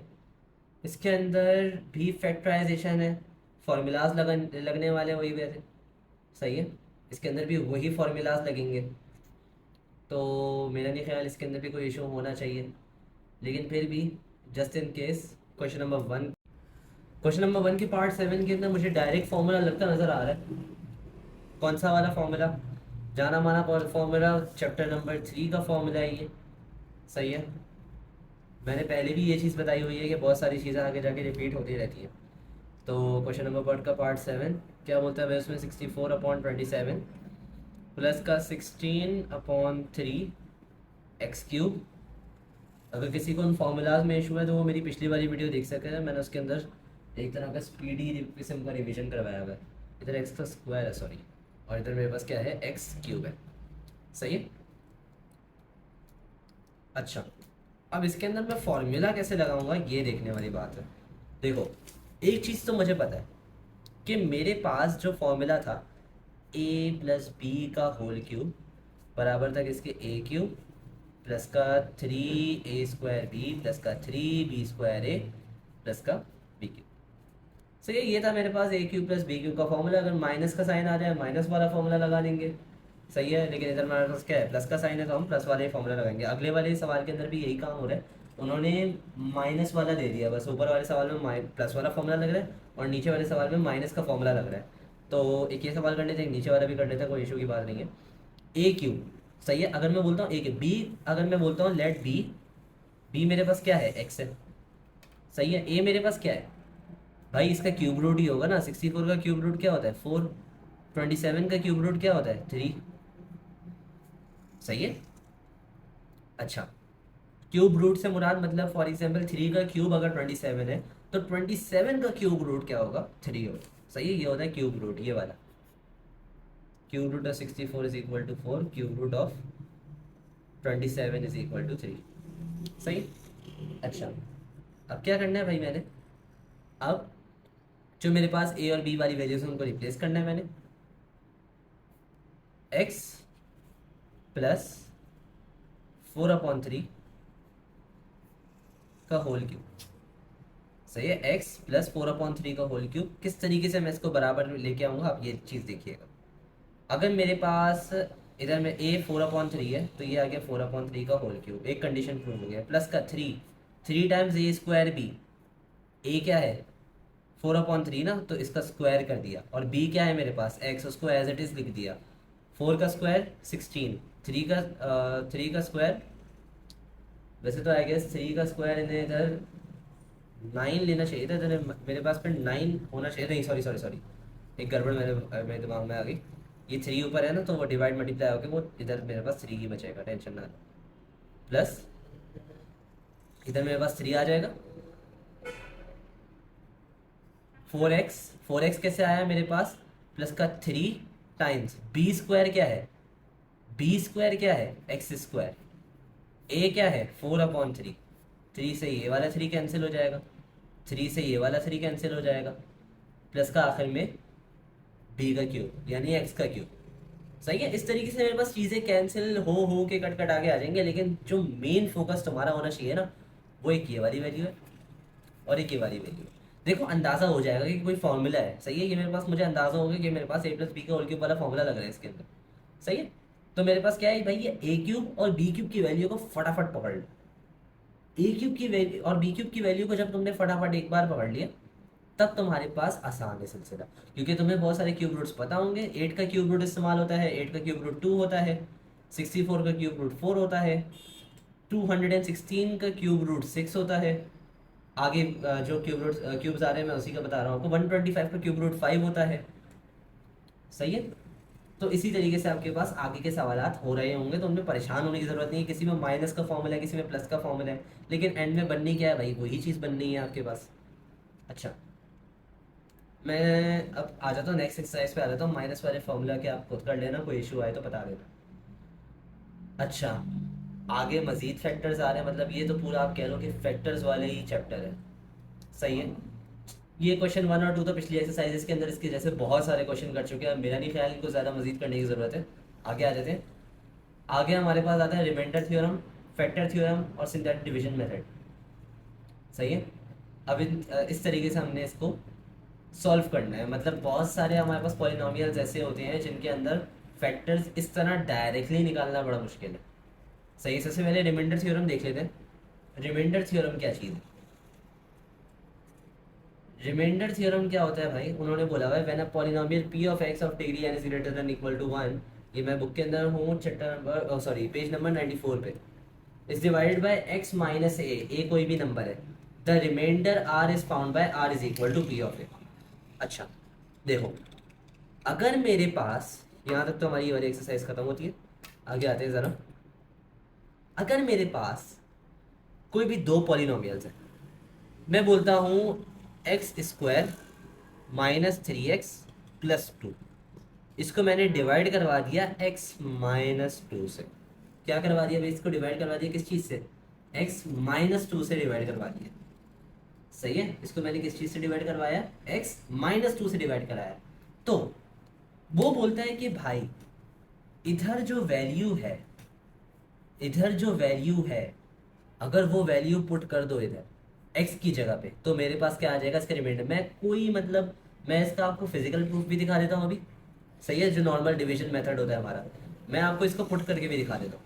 रिमाइंडर थ्योरम क्या बोलता है भाई, रिमाइंडर थ्योरम बोलता है कि मैं इसके अंदर अगर 2 पुट करूँगा, ये हो जाएगा 2 का स्क्वायर माइनस 3 टाइम्स 2 प्लस 2। सही है, ये हो जाएगा 4 minus 6 plus 2, 4 plus 2 6, 6 minus 6 0। Answer क्या आ गया 0। सही है, क्या आंसर आ रहा है मेरा 0। उसी तरह अगर मैं आपको इसका प्रूफ दे देता हूँ, इसका मैं आपको प्रूफ कर देता हूँ इसी चीज़ को। तो अगर मेरे पास इधर आता है x माइनस 2, मैं इसको डिवाइड करवाता हूँ। वो जो हम नंबर्स को डिवाइड करते हैं उसी तरह पॉलिनोमियल्स को भी डिवाइड कर सकते हैं। इसको हम पॉलिनोमियल लॉन्ग डिवीजन भी बोलते हैं। तो अगर मैं इसको x से मल्टीप्लाई करवाऊँ तो ये क्या हो जाएगा, एक्स स्क्वायर माइनस 2x। अब अब मैं माइनस करवा देता हूँ इन चीज़ों को। मेरे पास क्या बचता है भाई, माइनस का एक्स प्लस टू। उसी तरह अगर मैं इसको -1 से मल्टीप्लाई करवा दूँ तो मेरे पास क्या बच जाता है ये, माइनस का एक्स प्लस टू। सब्ट्रैक्ट करवा दूंगा, क्या बच जाएगा इधर, ज़ीरो बच जाएगा। ये जो हमारी पास चीज़ कहलाती है इसको हम बोलते हैं रिमाइंडर। सही है, इसको हम क्या बोलते हैं, रिमाइंडर। रिमाइंडर इधर भी ज़ीरो आया है और इधर भी ज़ीरो आया है, इट डजेंट मैटर कि इधर क्या आया है। सही है, हम बाकी बची हुई चीज़ की बात कर रहे हैं कि हमने डिवाइड किया है, बचा क्या। सही है, आपने फॉर एग्जाम्पल अभी ईद गुजरी है ना, तो उसी की कोई एग्जाम्पल लेते हैं। अगर कोई अंकल है हमारे, सही है, उन्होंने क्या किया, उन्होंने हिसाब लगाया ईदी का। उन्होंने बोला इस बच्चे को इतनी मिली, उस बच्चे को इतनी मिली, सब में तकसीम हो गई, रिमाइंडर क्या था। उन्हें ये नहीं, इससे कोई फ़र्क नहीं पड़ता कि भाई पहले बच्चे को 100 मिली, दूसरे बच्चे को 500 क्यों मिली, उन्हें इससे फ़र्क नहीं पड़ता। उन्हें इस चीज़ से फिक्र है कि भाई उनके पास अभी जेब में क्या चीज़ें बची हुई हैं। सही है, क्योंकि जाहिर सी बात है अपना भी पेट पालना है बंदे ने। पता चला सारी ही दौलत और पैसा वगैरह उन लोगों ने बच्चों की ईदी में दे दिया तो मसला हो जाएगा काफ़ी। तो उन्होंने ये चीज़ देखी कि उनके पास क्या चीज़ बची हुई है, जो बचा हुआ होता है उसको हम रिमाइंडर बोलते हैं। यानी कि डिवीजन का इधर सारा काम हो गया, बचा हुआ क्या है, वो क्या है हमारे पास, रिमाइंडर कहलाता है। अच्छा, ये तो मतलब सिंपल सा रिमाइंडर मालूम करने का तरीका है। ये लॉन्ग मेथड है और ये शॉर्ट मेथड है। आप इसके अंदर डायरेक्ट कुछ, कभी कभार हमारे पास बड़े बड़े पॉलिनोमियल रहते हैं तो डिवीजन के कोई 4-5 स्टेप बन जाते हैं हमारे, तो हमें बाद में इसके अंदर इश्यूज वगैरह होते हैं। सही है। अच्छा, exercise 4.6, find the remainder using remainder theorem when the polynomial is divided by this and that. सही है, इसी हवाले से हम एक काम करते हैं, क्वेश्चन 1 का पार्ट 7 करते हैं। एक ही करवाऊंगा क्योंकि बेसिक्स तो मैंने आपको बता दी है इसकी। पार्ट 7 के अंदर है हमारे पास 2y+1 का क्यूब -6 × 3 - 4y माइनस का 10 is divided bye 2y−1। 2y−1 से मैंने इसको डिवाइड करवाया है। सबसे पहले जो ये चीज़ गिवन है, 2y−1 गिवन है, 2y−1 को 0 के बराबर ले लो। 2y = 1 हो जाएगा, 1 उधर चला जाएगा, y = 1/2 हो जाएगा। y = 1/2 इसके अंदर पुट कर दो क्वेश्चन के अंदर, 2 × 1/2, क्यूब लगा हुआ है अभी भी। सही है, +1 का होल क्यूब -6 × 3 - 4 × 1/2 माइनस का 10। अच्छा, इसके ऊपर कोई पावर नहीं है, इसके ऊपर कोई पावर नहीं है बीच वाले। 2 × 1 = 2 कैंसिल हो गया, नीचे क्या इसके अंदर क्या बचेगा, 1 1 + 1 क्या हो जाएगा, 2 2 का क्यूब -6 × 2 2 2 2 4 3 - 2 1 होता है, तो ब्रैकेट के अंदर क्या बचा, 1 माइनस का 10 आ गया। 2 का क्यूब 8 8 - 6 -का 10 8 - 16 क्या होता है भाई, -का 8। रिमाइंडर किसके बराबर है, -का 8। इससे ज़्यादा आसान कोई सवाल मुझे लगता नहीं है कि होगा। ज़्यादा से ज़्यादा वही चीज़ एमसीक्यूज में पूछ ले, लेकिन उसने अगर आपसे शॉर्ट क्वेश्चन के अंदर ये चीज़ पूछ ली तो आपकी तो ईज हो जाएगी उसी टाइम। ये बोर्ड वालों की तरफ से आप सबको ईद ही होगी एक तरह से। अच्छा, 4.6 का पार्ट 5 के अंदर, सही है, 4.6 का क्वेश्चन नंबर 5 है। उसके अंदर वो बोलता है if the polynomial is divided is exactly divisible by x+2, find the value of k। यानी कि x+2 से एग्जैक्टली डिविजिबल है, k की वैल्यू निकालनी है। उसी तरह नेक्स्ट वाले सवाल के अंदर भी यही सवाल है कि r की वैल्यू निकालनी है if y+2 is a factor of the polynomial. भाई अगर कोई चीज़ किसी चीज़ की फैक्टर हो, इसका मतलब क्या है कि वो चीज़ क्या हो रही है, डिवाइड होके होल में आंसर दे रही है। सही है, डिवाइड होके होल में आंसर दे रही है, इसका मतलब क्या है कि वो फैक्टर है उस चीज़ का, मजीद पावर्स के अंदर खिलवाड़ नहीं कर रही है। देखो, पार्ट 6 करते हैं, बाकी पिछले वाले तो कर लोगे, बिल्कुल इसी तरीके से होंगे। आर की वैल्यू निकालनी है। क्वेश्चन क्या है, 3y² - 4ry - 4r²। सही है, आर की वैल्यू निकालनी है, कोई मुश्किल वाली बात नहीं है। इसका फैक्टर क्या है, y+2। y+2 इसका फैक्टर है। सही है। अच्छा, y+2 को 0 के बराबर ले लेते हैं, y = -2 हो जाएगा हमारे पास। सही है, y क्या हो जाएगा मेरे पास, -2 हो जाएगा। और चूंकि ये इसका फैक्टर है, सही है, चूंकि ये इसका फैक्टर है तो मेरे पास रिमाइंडर कुछ नहीं बचना चाहिए। सही है, चूंकि वो उसका हिस्सा है, क्योंकि वो उसके घर का हिस्सा है, तो अगर वो चीज़ हट भी जाए तो रिमाइंडर नहीं बचना चाहिए। मतलब फॉर एग्जाम्पल आपके घर के अंदर जो करीबी रिश्ते हैं, आपके माँ बाप हैं, उनको कोई रिप्लेस नहीं कर सकता। तो भाई अगर वो हट जाए तो उनको कोई रिप्लेस नहीं कर सकता, कोई रिमाइंडर नहीं बचता है। सही, घर में कोई रिमाइंडर नहीं बचता है रिप्लेस करने के लिए। तो इसका मतलब ये है कि अगर मैं y की वैल्यू इधर -2 पुट करूंगा तो आंसर किसके बराबर आएगा? 0 के बराबर आएगा।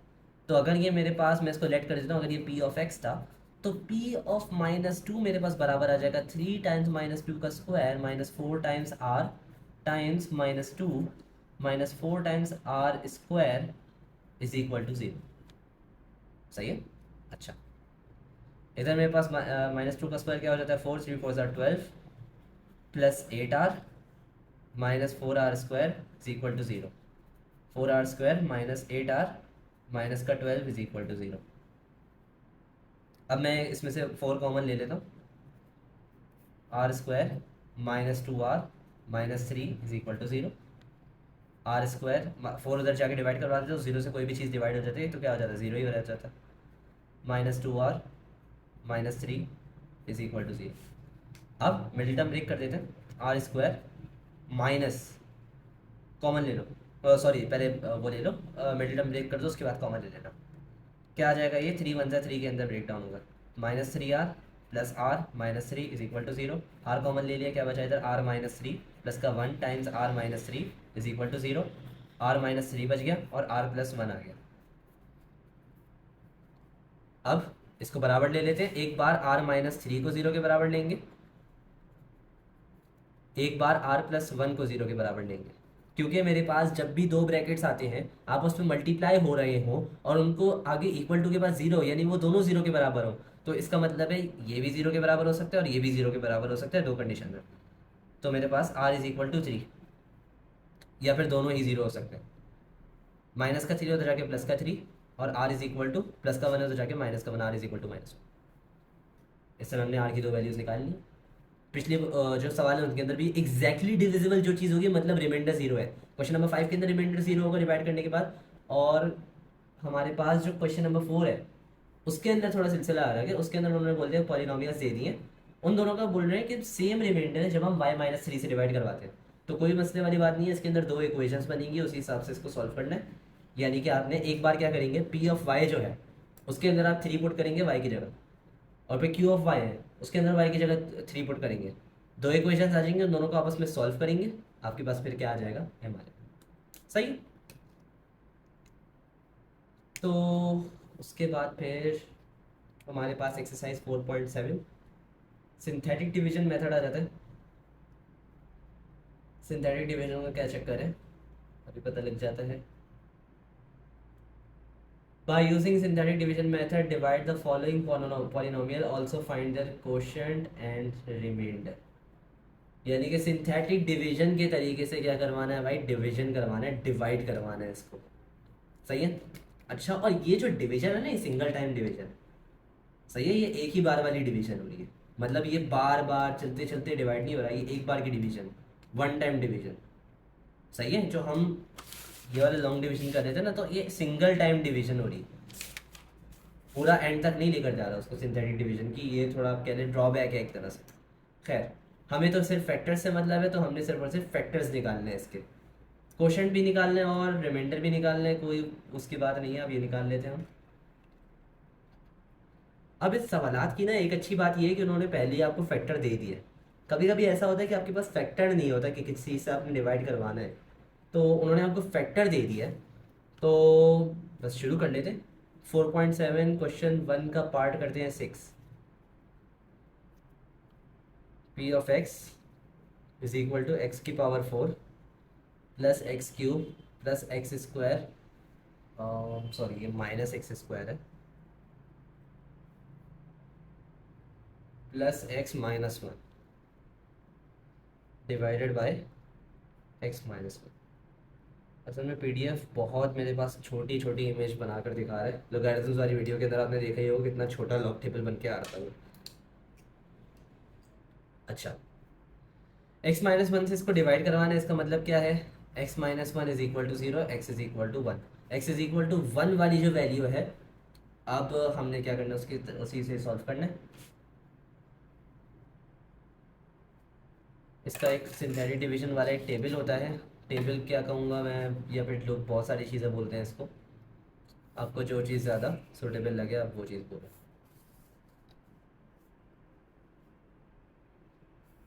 जितने भी आपके पास नंबर्स हैं उन सबके, जितने भी वेरिएबल्स हैं उन सबके कोफिशिएंट लिख लो। इधर x इज इक्वल टू 1 के हिसाब से करना है तो हम ये करेंगे। सही है। एक्स की पावर 4 का कोफिशिएंट 1, फिर एक्स क्यूब का 1, फिर एक्स स्क्वायर का -1, फिर एक्स का 1, और फिर आखिर में -1 ही बच रहा है हमारा। सही है। अब हमने इसको ब्रेक डाउन करना है। पहला वाला 1 एज इट इज, 1 1 ज़ा 1, 1 + 1 2। सही है। फिर इसके बाद ये 2 इधर आ जाता है, -1 + 2 1, फिर इसके बाद +1 2, -1 + 2 1।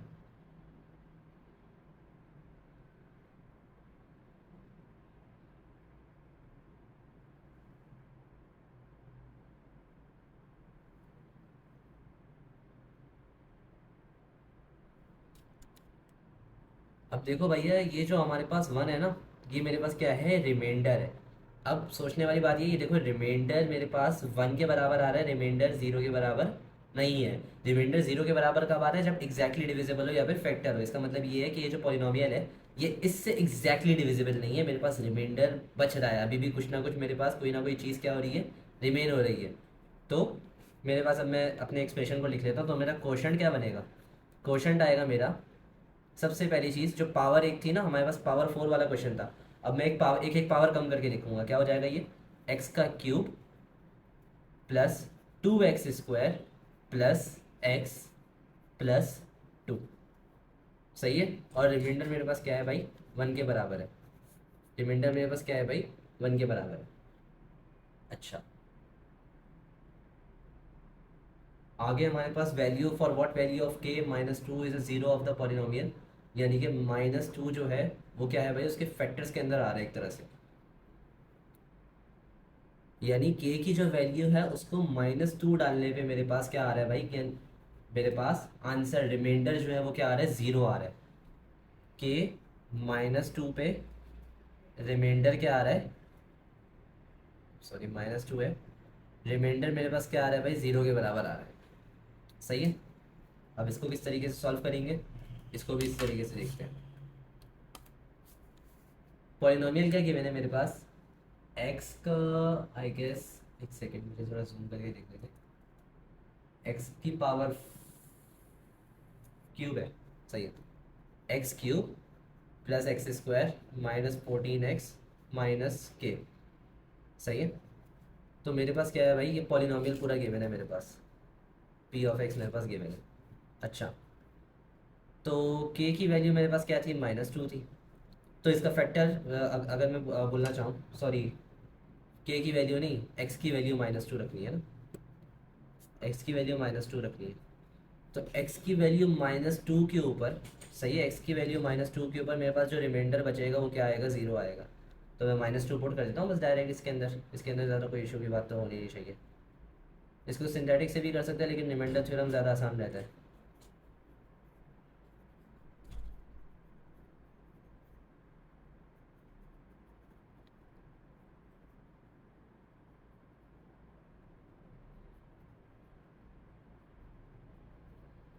-8 + 4 -4 -4 + 28 24,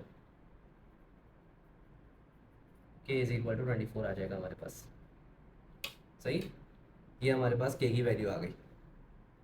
बिल्कुल इसी तरीके का से बाकी के सवाल भी कर लीजिएगा। क्वेश्चन नंबर 3 4 और 5 सारे इसी तरीके से होंगे, तीनों ही आसान है हमारे पास। आगे आ जाते हैं 4.8 फैक्टर थ्योरम। इसके अंदर एम्फसाइज किया गया है, जो कि हमारे पास इस एक्सरसाइज का आखिरी, और सॉरी इस चैप्टर की आखिरी और सबसे इम्पोर्टेंट एक्सरसाइज है, क्योंकि इसका सवाल लगातार 4 सालों से आ रहा है। सही है, बीच में गैप भी नहीं लिया है, ना कोई ब्रेक लिया है इसने, रास्ते में रुका नहीं है, गाड़ी दोहराए जा रहा है 120 पे, वो भी। आसान सवाल है लेकिन थोड़ा सा लेंदी रहता है। बहुत सारे बच्चे इसको, इस एक्सरसाइज को ही छोड़ देते हैं, बोलते हैं सर बड़ी लंबी होती है, इसके अंदर टाइम ज़ाया होता है। तो देखो, अगर ये वाला सवाल नहीं करोगे तो इनडायरेक्टली थ्योरम करना पड़ेगा एंड में आके। सही है। तो ये एक इशू आ जाता है कि भाई बच्चों को फिर थ्योरम करना पड़ता है, और थ्योरम तो हद से ज़्यादा मतलब कह लो लेंदी तरीन सवाल होते हैं। तो बेहतर कि हम के लोग बोलते हैं कि भाई 4.8 जो है उसके सवालात कर लो, थ्योरम करने से बेहतर ही है। अच्छा, 4.8 में फैक्टर थ्योरम किस तरीके से निकालने हैं, फैक्टर्स निकालने हैं फैक्टर थ्योरम के ज़रिए। सही है। फैक्टर थ्योरम किस तरीके कार से काम करता है, इन्होंने बुक के अंदर जिस तरीके से डायग्राम दी हुई है वो सिंथेटिक डिवीजन से बहुत सिमिलर है। सही है। जिस तरह हमने सिंथेटिक डिवीजन पहले की थी ना, सही है, बिल्कुल वैसे ही है तकरीबन, बस थोड़ा सा चेंज है। अच्छा, थोड़ा सा चेंज क्या है, एक तो वो डायग्राम थी, ये इन्होंने इस तरीके से गिवन है बुक के अंदर, और ये रहा।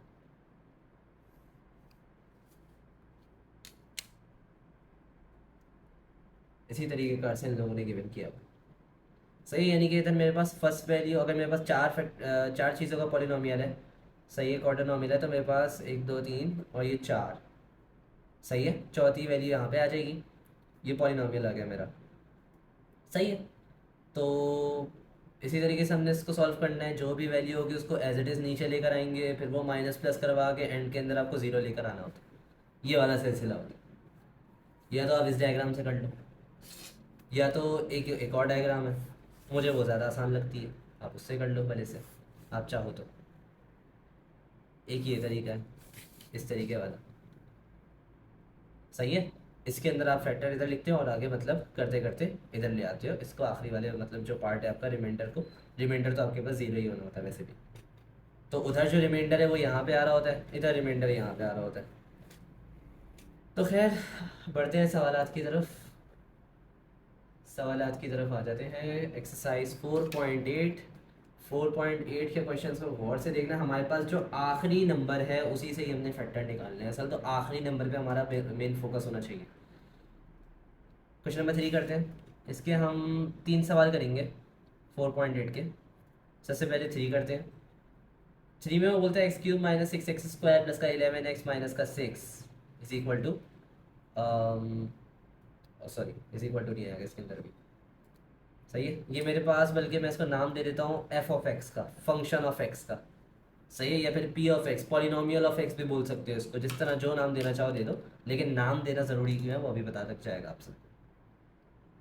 अच्छा, जो ये चीज़ है, ये वाला जो नंबर है इसको गौर से देखो। सही है। ये वाला जो नंबर है आपका, इसको गौर से देखो। ये क्या है भाई, 6 है। अब 6 के फैक्टर अपने पास बना लो। सही है। 6 के फैक्टर अपने पास बना लो। ये मेरे पास होते हैं माइनस का 6 है, प्लस माइनस 6, प्लस माइनस 3, 3 2 6 होता है, 6 1 6 होता है, प्लस माइनस 1, प्लस माइनस 2। सही। 3 2 6, 2 3 6, 6 1 6। ये सारे ये जो है हमारे पास 6 के फैक्टर्स हैं। अच्छा, अब एक एक करके इन सबको मैंने क्या करना है भाई, पुट करना है। मैं बोलता हूँ भाई सबसे पहले छोटी वैल्यूज से आता हूँ, एफ ऑफ -1 में बोलता हूँ, -1 पुट करता हूँ, मेरे पास क्या आ रहा है, -1 का होल क्यूब, -6 टाइम -1 का होल स्क्वायर, प्लस का 11 टाइम्स माइनस, हो सकता है पहली बारी के अंदर ही आपका लग जाए, पहली बारी के अंदर ही आपका मतलब ज़ीरो के बराबर आ जाए पॉलिनोमियल। तो देखते हैं, -1, -6, -11, -6। सही है। तो ये तो मेरे पास, इसको सॉल्व करूंगा तो मेरे पास जीरो के बराबर नहीं आता, क्या आएगा भाई, -12 क्या हो जाएगा, माइनस का 24 आ जाएगा, जो कि मेरे पास जीरो के बराबर हरगिज़ नहीं। ठीक है। तो अब मैं क्या करूँगा, एफ ऑफ वन निकालूंगा। एफ ऑफ वन निकालेंगे तो मेरे पास क्या आ जाएगा भाई, 1 का क्यूब, -6 टाइम्स 1 का स्क्वायर, प्लस का 11 टाइम्स 1 -6। इसको सॉल्व करते हैं। 1 - 6 प्लस 11 -6, 11 + 1 12, 12 - 6 6, 6 - 6 0। तो ये मेरे पास जीरो के बराबर आ रहा है। इसका मतलब इसका जो एक मेरे पास फैक्टर बन रहा है वो मेरे पास क्या बन रहा है भाई, वो मेरे पास 1 है। तो मेरे पास क्या आ जाएगा इसका एक factor, x is equal to 1 आ जाएगा। सही है। x इज इक्वल टू 1 पे हो रहा है ये सॉल्व, और 1 को इधर ले जाऊंगा तो क्या हो जाएगा, ये x -1 इज इक्वल टू 0। ये हम एंड में लगाएंगे, बाद में बताऊंगा कहाँ पे लगाएंगे इसको। अच्छा, इधर मैंने लिखा 1, इधर मेरे पास पॉलिनोमियल है, एक्स की क्यूब का कोफिशिएंट 1 है, एक्स के स्क्वायर का कोफिशिएंट -6 है, एक्स का कोफिशिएंट 11 है, और जो कांस्टेंट है वो तो हमने डायरेक्ट ऐसे ही लिख दिया। अच्छा, पहली वैल्यू एज इट इज़ आ गई नीचे, इसको इधर ले आए। सही है। ये इधर आ जाता है पहले, फिर उसके बाद इसको इससे मल्टीप्लाई करके इधर लेके आते हैं, 1 1 1 ज़ा 1, इस तरीके से करके। -5, -5 इधर आ गया। अब चूंकि इधर कोई नंबर नहीं है तभी आपको लग रहा होगा हम एज इट इज़ यही लेकर आ रहे हैं, लेकिन अगर कोई नंबर हम क्या करते हैं, इसको मल्टीप्लाई करवाते हैं इससे। 1 1 ज़ा 1, अगर 2 होता तो 2 1 ज़ा 2, 2 -5 ज़ा -10, इस तरह करके हो रहा होता। आगे आते हैं हम, बाकी सवाल के अंदर होगा इसको। 11 -5 क्या हो जाएगा भाई, 6, -6 + 6 0, रिमाइंडर तो 0 आना ही था। सही है। अच्छा, अब मेरे पास ये क्या चीज़ें आ रही हैं भाई, इसको मैं किस तरीके से लिखूंगा, ये हो जाएगा x² - 5x, एक पावर कम करके लिख देंगे, प्लस का 6, क्यूब वाला था ना, ये क्यूब था, एक पावर कम करके आ गया, x² - 5x प्लस का 6। अब मेरे पास इसके फैक्टर्स क्या बन रहे हैं, x² - 5x प्लस का 6 मल्टीप्लाइड बाय x-1, ये मेरे पास इसके फैक्टर बन रहे हैं, और मैंने इसको फैक्टर थ्योरम से सॉल्व भी कर दिया। सही है। कभी कभी ये सवाल बहुत लेंदी हो सकता है, डिपेंड करता है कि आपके पास फैक्टर्स कौन से बनते हैं। सही है। क्वेश्चन नंबर 11 करते हैं। Let's move on to question number 11। x³ + 9x² + 26x + 24, x³ + 9x² + 26x + 24। सही है। अब इसको भी हम मज़ीद सॉल्व करते हैं। किस तरीके से करेंगे, बिल्कुल उसी मेथड पे। आखिरी जो नंबर है ये क्या है, 24 है, 24 के फैक्टर्स बनाएंगे, +-24 +-1 24 1 ज़ा 24, 12 2 ज़ा 24, प्लस माइनस लगाना नहीं भूलना, क्योंकि हो सकता है -12 -2 से मल्टीप्लाई होकर आ रहा हो। सही है। 6 4 ज़ा 24, और मेरे पास और क्या क्या हो सकता है, 3 8 ज़ा 24, सारी फैक्टर्स बना लेना। सही है। मैं तभी इतना एम्फोसाइज कर रहा हूँ इस चीज़ पे कि जितने ज़्यादा फैक्टर्स बना सको बना लेना। अब मेरे पास मेरा ज़्यादा ख्याल है और कोई फैक्टर बन नहीं रहे हैं। छोटी वैल्यू से शुरू करते हैं, 1 पुट करेंगे, -1, फिर +2 -2, फिर +3 -3, छोटी वैल्यूज से पुट करते हुए आना, क्योंकि ज़्यादातर छोटी वैल्यूज़ के अंदर ही काम हो जाएगा आपका। अब फॉर एग्जांपल मैं इसको P(1) लेट कर लेता हूँ, सॉल्व करना शुरू करते हैं इसको। P(1) किसके बराबर है भाई, x³ + 9x² + 26x + 24 ना। तो 1³ + 9 टाइम्स 1 का square + 26 times 1 + 24, which is not equal to 0। आगे आ जाओ, P(-1) डालो, -1 का क्यूब प्लस का 9 टाइम्स -1 का स्क्वायर प्लस का 26 टाइम्स -1 प्लस का 24। इसको सॉल्व करते हैं ज़रा, मुझे लग रहा है शायद आ जाए बराबर। ये हो जाएगा -1 + 9 -26 + 24, -1 + 9 8, 8 -26 -18, -18 + 24 इज़ नॉट इक्वल टू 0। सही है। फिर उसके बाद P(2) पुट करेंगे, उसी हवाले से P(-2) भी पुट करेंगे। सही है। अब ये जो सवाल है ना, अगर आपके पास साइंटिफिक कैलकुलेटर है और आपको सेंटर वाले अलाउ कर देते हैं, सही, पहले तो मैं ज़रा फिजिकली कर देता हूँ वरना आपके मज़े लग जाएंगे बहुत। सही है। मैं पहले ये सारे सवाल जो है ये मैं फिजिकली करूँगा, उसके बाद फिर आपको कैलकुलेटर वाली ट्रिक बताऊँगा, जिससे आपको 2 मिनट में पता लग जाएगा उसका फैक्टर।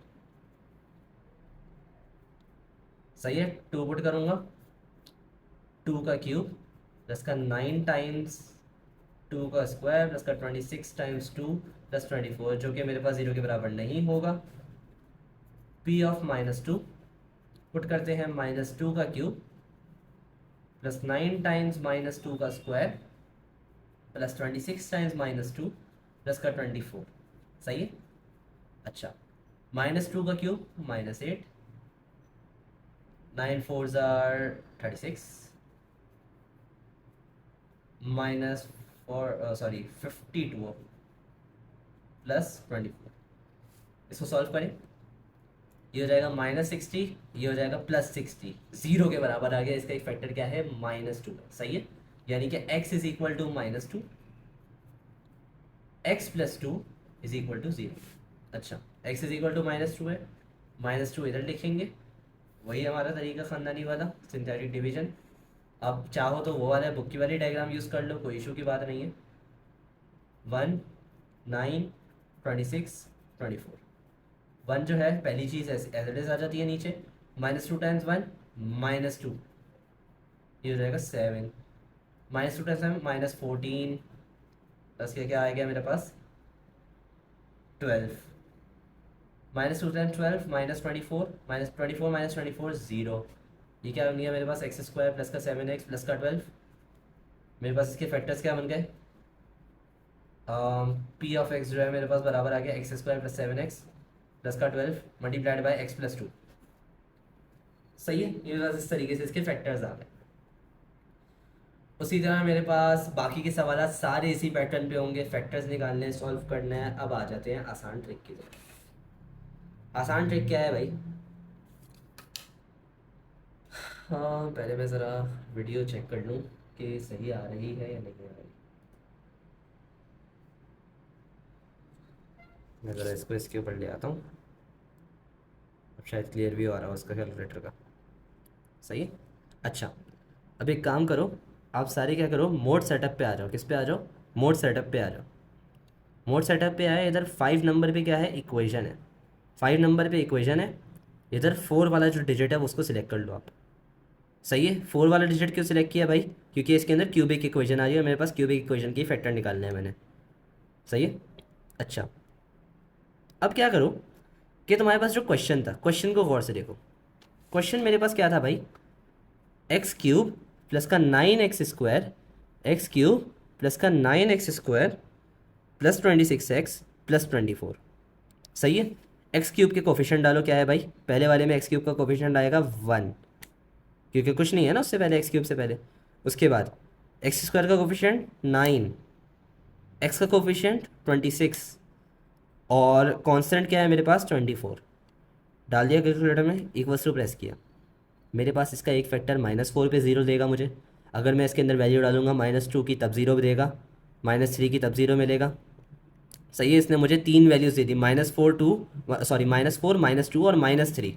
अब मैं क्या करूँगा, पेपर के अंदर मुझे पता होगा कि भाई किस पे वैल्यू आनी है, तो मैं सबसे ज़्यादा मगजमारी उस वैल्यू पे करूँगा। मैंने जो इतना लंबा काम किया, मुझे पता था कि -2 पे वैल्यू आनी है इसकी। सही है, मुझे पता था, तभी मैंने डायरेक्ट करता गया था। मुझे पता था कि नहीं आएगी वैल्यू, तो मैंने क्या किया था, पी ऑफ -2 पे आगे इसको रोक दिया।